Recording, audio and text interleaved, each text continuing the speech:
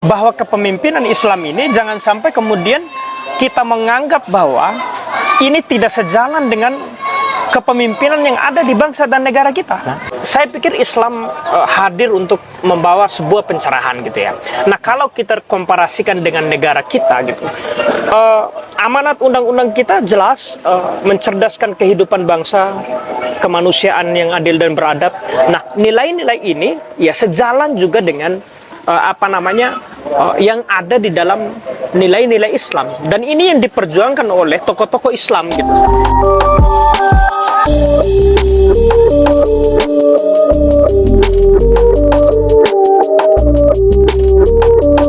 Hari ini saya mau bicara santai dengan seorang aktivis nulis satu buku. Ini menariknya nih. Saya sempat baca bukunya dan saya tertarik dengan banyak sekali ulasan-ulasan menarik tentang bagaimana dunia aktivisme dan dunia pergerakan. Bukunya tentang IMM, teman-teman, tapi kalau dikonsumsi oleh seluruh aktivis, ini masuk semua, Pak. Saya sedang bersama dengan Bang Fathul Khoir. Bang, Assalamualaikum, Bang. Waalaikumsalam warahmatullahi. Selamat datang, Bang, di podcast Bicara Santai. Ini kita kontakan udah lama, cuman baru sempat buat podcastnya hari ini. Karena ya Adinda harus menyesuaikan sama waktu Abang. Betul, siap. Gitu, Bang ya? Iya.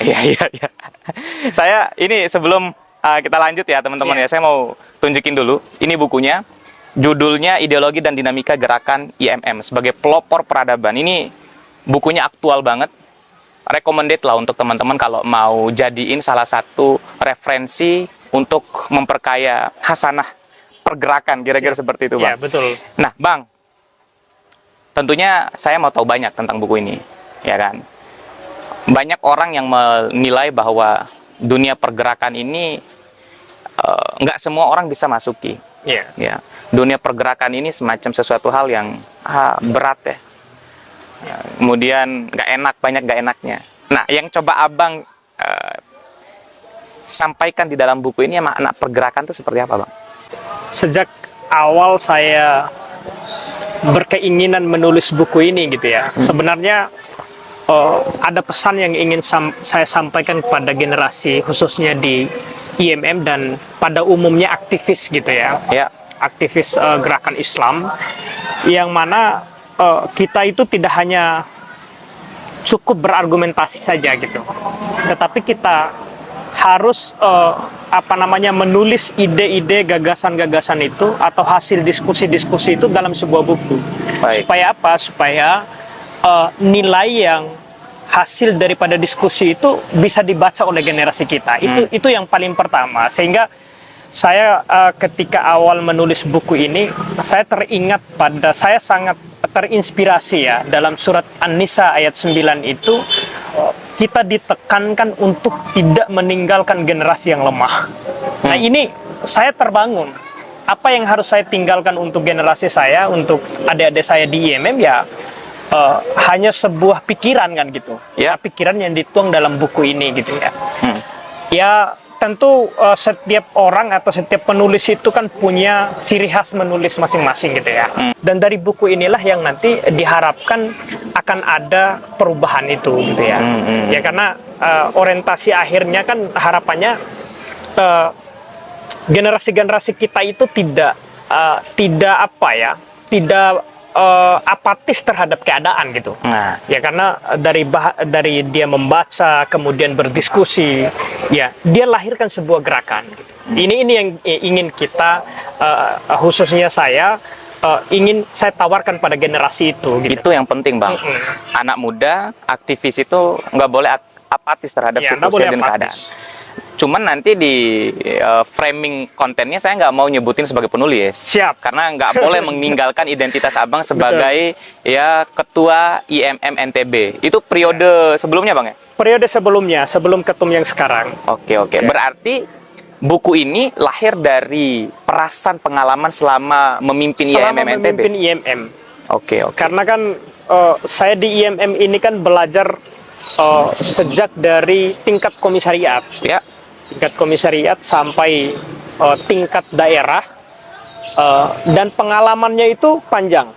Baik. Ya, dan untuk melahirkan buku ini sebenarnya ini adalah catatan-catatan sejarah yang bernilai ideologis yang kemudian ingin kita beri pesan kepada generasi-generasi kita bahwa ini loh IMM ini. Ya, tetapi jauh daripada itu, harapan saya tersendiri itu buku ini itu nilai yang ada di dalamnya itu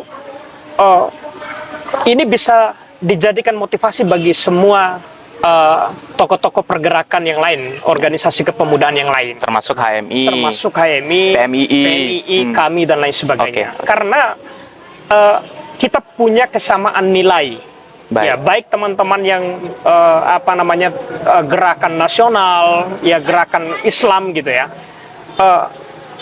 Saya pikir isi di dalam buku ini punya nilai yang sama. Kalau kita tidak dipersatukan pada nilai keislaman, ya setidak-tidaknya kita dipersatukan atas nilai negara kan begitu. Iya, atau kemanusiaan. Atau kemanusiaan. Soalnya salah satu dari 3 nilai perjuangan Betul. IMM itu adalah humanitas. Ya, humanitas. Iya, iya, Setidak-tidaknya itu yang bisa mempertemukan kita sebagai anak bangsa ini gitu. Iya. Nah, ini menarik teman-teman semua ya. Saya senang diskusi sama Bang Miftahul itu karena kita ngulas buku terus kita podcastnya itu di salah satu tempat ngopi dan kafe yang enak di Mataram ya. Ini di Yahanu.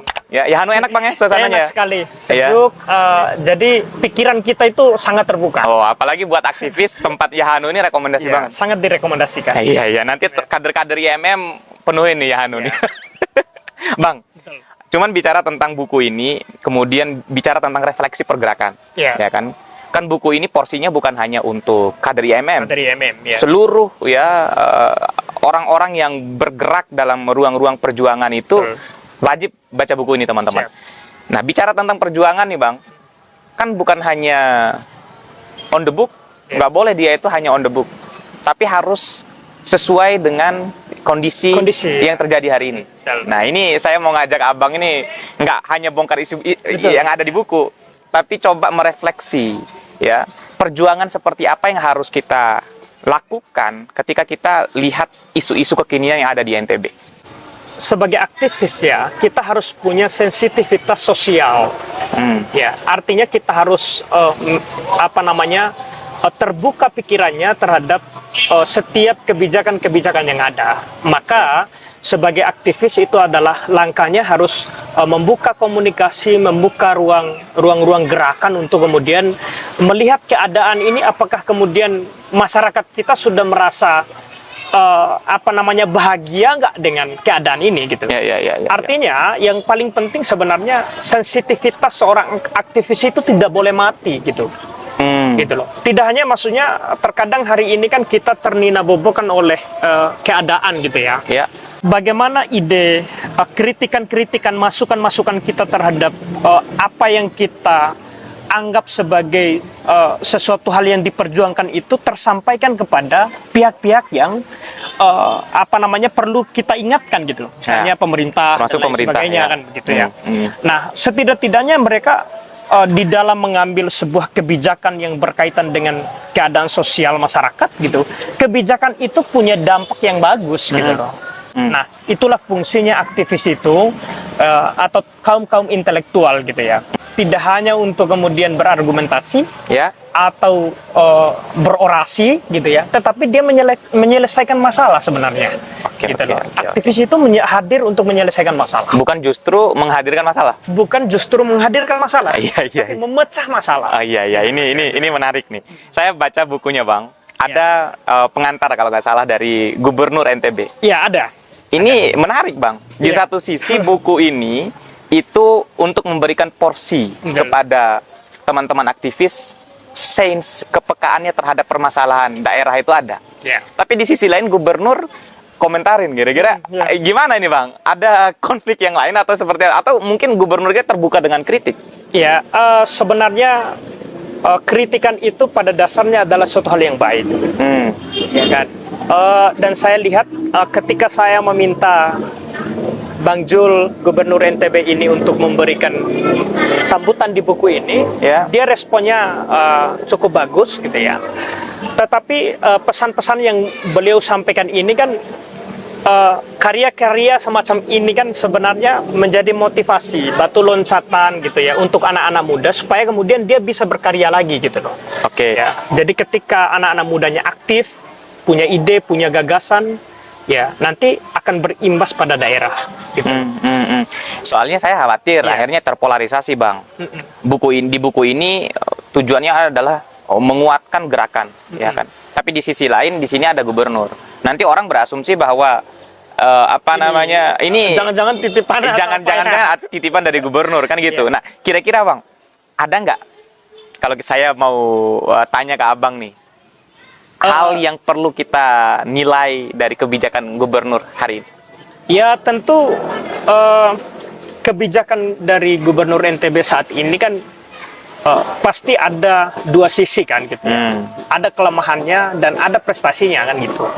Nah bagi saya pribadi prestasi itu harus tetap dipertahankan. Baik. Harus tetap kita ingatkan bahwa ini terus dikembangkan gitu ya. Tetapi sisi-sisi kelemahan itu pasti tetap akan ada. Jadi saya selalu sampaikan di setiap diskusi dengan teman-teman. Saya jujur saja saya tidak bukan sebagai penyambung lidah gubernur enggak. Ya. Tetapi sebagai anak muda NTB gitu yang ikut merasakan bagaimana kebijakan Gubernur NTB, tentu hal-hal yang baik ini harus tetap dipertahankan. Harus diapresiasi. Harus diapresiasi. Ya. Ya, kalau bisa kita sebut ya misalnya 1000 cendekiawa yang kemudian digaungkan oleh Gubernur NTB itu, ya saya pikir perlu dipertahankan. Karena ini bicara oke hari ini belum kita dapatkan hasilnya. Tetapi 5 sampai 10 tahun ke depan, anak-anak muda yang disekolahkan oleh NTB ini harapannya akan menjadi ikut membantu daerahnya, ikut memberikan sumbangsi yang baik. Tapi kelemahan-kelemahan dari kepemimpinan Bang Jul ini juga tetap ada gitu ya. Ya semisalnya kebijakan-kebijakan yang mungkin akhir-akhir ini disoroti oleh teman-teman mahasiswa soal jalan dan lain sebagainya. Kemudian tingkat kepuasan terhadap BUMD kita kan begitu ya. Jadi yang belum secara maksimal total dilakukan gitu ya. Tetapi idenya, gagasannya sudah ada. Seperti industrialisasi itu. Industrialisasi itu kan mulai dari hal-hal yang sederhana. Misalnya ya singkong kita ya tidak hanya dijadikan singkong rebus gitu kan. Tetapi diinovasi. Ya mungkin jadi keripik singkong dan lain sebagainya. Packagingnya lebih bagus. Packagingnya lebih bagus. Nah ini adalah kesadaran industrialisasi yang saya pikir positif dan sebenarnya jauh sebelum itu sudah ada, tetapi kesadaran itu belum ada. Gitu loh. Semangat untuk kemudian membuat brand, membuat keadaan di sekitar kita itu menjadi suatu hal yang lebih wow lagi, itu yang hari ini saya rasakan itu nilai plusnya gitu. Hal yang positif sekaligus tidak menutup kemungkinan dikritisi juga. Betul. Karena bagaimanapun anak muda, mahasiswa itu terus harus kita dorong ya. Terus. Ya, supaya kebijakan ini tetap pada tracknya. Jangan sampai kesana kemari lah. Kalau saya teman-teman semua ya, untuk Bang Jul, Gubernur NTB, kalau saya sih apresiasi untuk 1000 cendekiawan itu dari kepekaan juga tuh Bang, kepekaan bahwa IPM NTB selalu nomor 2 dari bawah. Selalu nomor 2. Ya kita nggak bisa rasakan hari ini dampaknya. Iya betul. Tapi 15 tahun lagi yang disekolahkan itu akan menjadi pemimpin lah kira-kira seperti itu. Bang, nah bicara tentang pemimpin, buku ini juga kan mengulas bagaimana kepemimpinan ya seorang anak muda di masa depan. Ya. Tentunya kan banyak sekarang politisi itu masuk ke ruang anak-anak muda itu masuk ke ruang politik. Nah, sepenting apa anak muda ini masuk ke ruang politik? Anak muda memilih untuk masuk dalam politik itu sebenarnya karena kita berada pada negara demokrasi, gitu ya. Jadi siapapun itu boleh masuk di dalamnya, selama itu punya kompeten, punya kemampuan. Saya pikir tidak ada soal. Tetapi yang diharapkan gitu ya, ketika anak-anak muda ini masuk terjun di dalam politik, ya bukan hanya nafsu semata gitu yang ingin kita harapkan, tetapi benturan gagasan, ide untuk melakukan sebuah perubahan itu harus ada juga gitu loh. Oke. Nah, jadi anak-anak muda ketika memilih jalur politik gitu ya, kita harus sudah siap secara mental, tetapi tidak hanya semata-mata kita siap untuk berkuasa kan gitu. Misalnya kita nyalon jadi anggota dewan, tidak hanya semangatnya jadi dewan doang, tetapi gitu ya bisa nanti itu berbuat apa untuk masyarakat kita, untuk daerah kita, untuk lingkungan kita. Itu yang paling penting saya rasa gitu ya. Jadi kalau anak-anak muda milih untuk kemudian masuk jalur politik, bagi saya sah-sah saja selama gagasan-gagasan itu terus ada, semangat untuk membangun itu ada. Kalau abang punya agenda nggak 2024? Kalau warna bajunya ini kan kuning nih. Iya. Kalau saya lihat dari warna baju ini kuningnya berkarya ini. Iya. Golkar juga enggak kayaknya. Sayangnya kan berkarya kan enggak ya. ada lagi. Enggak ada lagi ya. Iya. Atau ke arah nih Bang, orange. Iya. PKS kah? Enggak lah. Enggak. Gimana Bang? Ya kan warna baju ini kan bukan berarti langsung kemudian saya berada di parpol mana kan. Iya, saya sepakat itu. Kalau kita gantungkan keberpihakan politik kita sama warna baju, saya ini Nasdem ini, Pak. Nasdem ya, jadi Ini Anies Baswedan. Tapi ya itu kita disclaimer dulu lah, Bang. Sebelum kita lanjut, Bang, kita cicipi. Siap. Satu roti ini enak banget, teman-teman. Kalau teman-teman mau nyari roti enak buat kita nemenin nongkrong kita, ini roti gempong Mandalika, Bang. Gembong ya. Ini saya tampilin dulu nih teman-teman ya. Nah, ini kemasannya. Ini roti gempong Mandalika ini tagline-nya itu, Bang, sekali coba ketagihannya seumur hidup. Waduh. Enak sekali ini berarti. Kalau abang harus dicoba. Kalau abang coba sekarang, wah ini terngiang-ngiang nih mau coba lagi nih. Jadi nanti ketagihan kita. Ketagihan, Bang. Siap. Bisa sambilan kita diskusi, Bang, nggak apa-apa. Siap, sambilan aja kita. Tapi cicipi dulu lah. Yang di belakang kamera juga bisa kok. Nah, Bang, saya tuh tertarik kalau bicara tentang kepemimpinan. Ya. Kalau buku ini kan ya teman-teman IMM, yang pasti kepemimpinan yang dari perspektif Islam. Gitu. Kalau kita lihat potensi tahun 2024, ya, kemudian kita menggunakan kacamata buku ini. Harapan kita sejalan tidak ya konsep kepemimpinan Islam dengan kepemimpinan yang harus dicapai di tahun 2024? Ya, sejalan nggak, Bang? Tentu kita tahu sendiri bahwa di Indonesia ini kan sangat mayoriti ya. Islam itu sangat mayoritas gitu ya.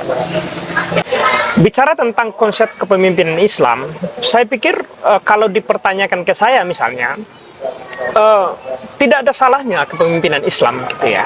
Hanya saja karena Islam ini kan membawa kedamaian gitu, punya sisi kemanusiaan gitu ya. Kemudian apalagi anjuran untuk kemudian menjadi pribadi atau manusia yang cerdas gitu ya. Nah, saya pikir Islam hadir untuk membawa sebuah pencerahan gitu ya. Nah, kalau kita komparasikan dengan negara kita gitu, amanat undang-undang kita jelas mencerdaskan kehidupan bangsa, kemanusiaan yang adil dan beradab. Nah, nilai-nilai ini ya sejalan juga dengan yang ada di dalam nilai-nilai Islam, dan ini yang diperjuangkan oleh tokoh-tokoh Islam gitu. Figur-figur kita di bangsa dan negara ini, saya pikir mereka habis-habisan memperjuangkan ini gitu. Apalagi IMM Muhammadiyah. Apalagi IMM dan Muhammadiyah. Concern terhadap pendidikan ekonomi. Pendidikan dan ekonomi. Saya pikir persoalan ekonomi, persoalan pendidikan, persoalan kemanusiaan, ini kan saya pikir adalah konsep kepemimpinan Islam gitu. Ya. Dan berdirinya bangsa dan negara ini kan tidak terlepas dari peran-peran tokoh-tokoh Islam gitu ya. Nah, ini yang kemudian saya pikir bahwa kepemimpinan Islam ini jangan sampai kemudian kita menganggap bahwa ini tidak sejalan dengan kepemimpinan yang ada di bangsa dan negara kita. Itu yang bahaya tuh, Bang. Sangat salah gitu. Sangat salah karena jangan sampai kemudian jejak sejarah yang sudah jejak sejarah yang sudah dibangun oleh tokoh-tokoh kita di dalam membangun bangsa dan negara ini gitu ya. Teriakan-teriakan kemerdekaan itu yang diiringi dengan takbiran, ya. Ini kan nilai Islam semua. Nah, semangat kenegaraan kita ini adalah semangat keislaman kan gitu loh. Oke. Nah, sehingga ini jangan sampai kemudian kita merasa bahwa ketika hadirnya Islam gitu, kita merasa bahwa oh ini bukan Indonesia gitu. Ini yang saya pikir sangat keliru gitu ya. Tetapi di satu sisi juga kita sebagai umat Islam gitu ya, sebagai aktivis-aktivis Muslim, sangat menentang juga langkah-langkah oknum-oknum tertentu yang mengatasnamakan Islam di dalam mengambil peran-peran di bangsa dan negara ini secara radikal kan gitu loh. Tiba masa tiba akal. Masa tiba akal. Iya. Artinya tidak ada Islam menghalalkan segala cara gitu. Saya pikir tidak ada kan gitu ya. Yang bahaya itu, Bang, karena momentum politik, ya dia menumpang atas nama agama, tiba-tiba jadi tuan guru, ya kan? Ada kayak gitu. Betul. Tiba-tiba jadi ustaz ke pengajian terus. Gini, Bang, konsep kepemimpinan Islam itu kan menurut saya itu ada 3. Ya. Pertama itu moral. Ya, jadi pemimpin itu yang diukur tuh moralitasnya. Kemudian intelektualitas. Baru popularitas. Nah, hari ini itu dibalik. Ya. Popularitas terlebih dahulu, ya. Baru itu ya intelektual jarang juga ya. Nah, moralitasnya nggak ada. Gitu. Nah, dari 3 indikator ini, Bang. Nah, kan sekarang 2024. Kira-kira yang paling dekat dengan ketiga indikator itu siapa tuh? Ganjar, Prabowo, terus sama Anies Baswedan. Nah, Abang nih masuk di podcast ini terjebak ini. Iya. Saya pikir ini ya. Jadi 3 tokoh ini memiliki ketiga konsep ini. Jadi 3 tokoh ini. Ya, baik itu Prabowo Subianto, ya Ganjar Pranowo dan Anies Baswedan. Saya pikir mereka ini adalah 3 figur yang punya kriteria 3 tadi itu, moral gitu ya. Saya pikir 3 tokoh ini secara moral kan bisa diukur kan begitu ya. Ya. Kemudian intelektual, ya saya pikir mereka juga punya kemampuan intelektual yang mumpuni gitu. Nah, kemudian poin yang ketiga itu saya pikir juga masuk gitu ya mereka ini. Sehingga tinggal rakyat yang akan nanti menentukan gitu ya. Kemana rakyat itu akan menentukan pilihan dari 3 tokoh ini gitu ya. Itulah yang jadi presiden kita. Iya. Itu kalau rakyatnya, Bang. Ya, saya mau tanya, ada pertanyaan pamungkas saya. Ya. Kan kalau Muhammadiyah ini kan organisasi terbesar di Indonesia, ya, bahkan di dunia paling kuat ekonominya. Kalau NU kan udah biasa masuk politik, Bang. Nah, sekarang keberadaan Muhammadiyah dalam menyongsong 2024 tuh ke arah mana kalau kira-kira nih, Bang? Kalau kita bisa dapat bocoran. Saya pikir memang sejak dulu ya, Muhammadiyah itu selalu menjadi poros tengah gitu ya. Jadi dia tidak secara kelembagaan ikut aktif untuk kemudian menentukan sikap kepada satu di antara 3 atau 4 calon itu. Jadi tidak bisa, termasuk IMM sekalipun, kita di Angkatan Muda Muhammadiyah itu tidak boleh mendeklarasikan atas nama IMM. Baik. Kalau kader bebas. Secara personal kader Muhammadiyah memberikan kebebasan. IMM juga memberikan kebebasan untuk ya kader-kader itu memilih siapa gitu ya. Berarti jalan tengah nih. Katanya tuh gini. Khairul umur ausatuha katanya. Sebaik-baiknya urusan tuh pertengahan. Iya, pertengahan. Iya. Jadi kita tahu kan posisi Muhammadiyah di mana. Soalnya banyak yang bertanya, Bang. Ini sekaligus mewakili pertanyaan publik. Kan selama ini kan Muhammadiyah nggak pernah nyatain sikap ke arah politik gitu loh. Momen itu yang ditunggu. Kalau dulu kan Pak Ma'ruf Amin, ya kan? Ya pastilah NU ke sana gitu kan. Nah kan kader-kader Muhammadiyah ini potensial sebenarnya, Ya. tapi nggak ada yang sampai. Kalau di pendidikan banyak, Pendidikan kalau di banyak, ekonomi banyak, tapi kalau masuk politik ini Iya. gimana, Bang? Jadi kalau politik kita ini kan dinamis ya, sehingga para tokoh-tokoh Muhammadiyah itu merasa ketika kita menentukan sikap ke satu atau dua gitu ya, ya artinya kan yang namanya politik ini kan terus mengalir gitu ya, jadi tidak menentu. Ya maka jalan tengah adalah sebagai salah satu solusi terbaik. Saya percaya bahwa Muhammadiyah Ya. sebagai salah satu organisasi Islam terus memproduksi kader. Bukan hanya memproduksi tapi juga mendistribusikan kader. Distribusi kader. Dan itu juga yang saya perhatikan bahwa kader itu bukan hanya diproduksi Ya, menurut betul. bukunya Abang, Betul. tapi dia harus didistribusikan. Distribusikan ya. Terakhir, Bang, Iya. bicara tentang distribusi kader, ya. Berarti IMM tidak pernah memberikan batasan. Kamu harus masuk di partai Iya, politik A, betul. yang hanya Iya. Islam saja gitu. Atau justru IMM itu memberikan kebebasan seluruh kader, atau bagaimana, Bang? Saya pikir IMM memberikan ruang yang seluas-luasnya kepada setiap kadernya. Oke. Tetapi ada salah satu filosofi yang kemudian yang dipegang teguh sampai hari ini, baik di IMM maupun di Muhammadiyah. Nasihat dari Kiai Dahlan itu, ya sejak dulu kader-kader itu diberikan keleluasan untuk menjadi insinyur, menjadi DPR, bahkan menjadi presiden. Tetapi jangan lupa Muhammadiyah. Oke. Sama dengan keputusan politik. Jadi kader ini mau memilih jalur parpol manapun, ya tidak menjadi persoalan, Ya. tidak menjadi artinya tidak menjadi masalah kan gitu. Tetapi kader-kader yang masih aktif gitu ya, kader-kader yang masih aktif itu Terakhir dibatasi banget ya. Karena kita dibatasi durasi. Ini Betul. kita takut hujan nih teman-temannya karena tempatnya outdoor. Ya Yahanu ini enak banget lah pokoknya. Betul. Bang, singkat Bang, harapannya untuk anak muda NTB untuk terus menumbuhkan kepekaan. Karena apa yang Abang sampaikan dari tadi itu yang paling penting itu adalah memunculkan sensitivitas aktivisme. Harapannya bagi kita khususnya anak-anak muda sebenarnya yang menjadi dasar pada sebuah gerakan itu kan adalah pikiran gitu ya. Ya.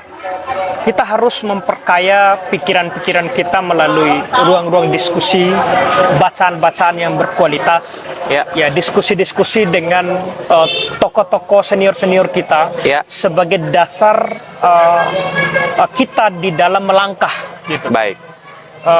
Bagi teman-teman yang mungkin sedang berkarir mulai dari komisariat sampai tingkat level yang lebih tinggi gitu ya, saya pikir salah satu prasyarat sebagai seorang pemimpin itu adalah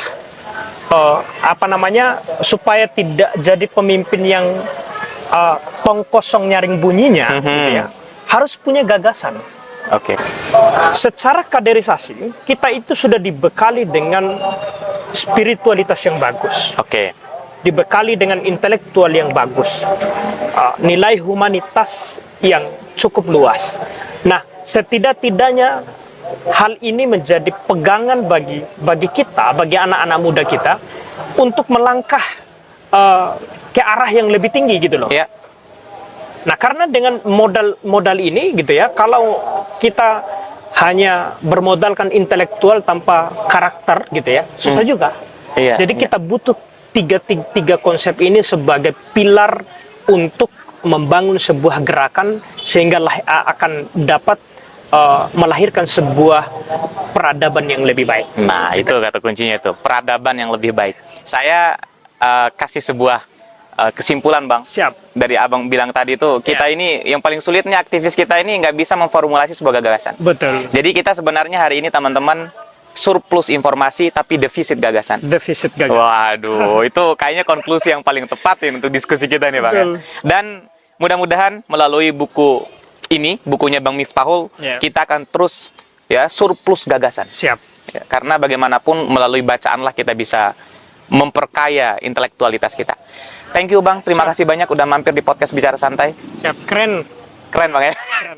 Ya yang penting kalau senior udah bilang keren ya kita berarti harus terus survive ini kan. Siap. Nanti Harus. kita tunggu ada waktu lagi Abang mampir di Siap. podcast lagi. Siap. Kalau yang besok-besok kita gibahin pemerintah Bang, mau Ya, nggak? ya pemerintah itu memang harus dikritik. Iya. Ini Kalau gibahin nggak ada Bang. kritikan gitu ya, nggak ada perbaikan, nggak ada perubahan. Nah, Ya, kalau kita puji-puji terus, keasikan nantinya. iya. Kalau kita puji-puji nanti jadi jubir. Udah ada Jadi yang jubir nanti udah ya. banyak yang muji-muji Bang. Iya. Yang kurang ini yang kritisi. Makanya kita buka saluran ini sebagai medium untuk mengkritisi. Betul. Terima kasih teman-teman semua. Saya Yusril Zamahendra bersama dengan seorang intelektual, Bang Miftahul Khoir. Assalamualaikum warahmatullahi wabarakatuh. Bye.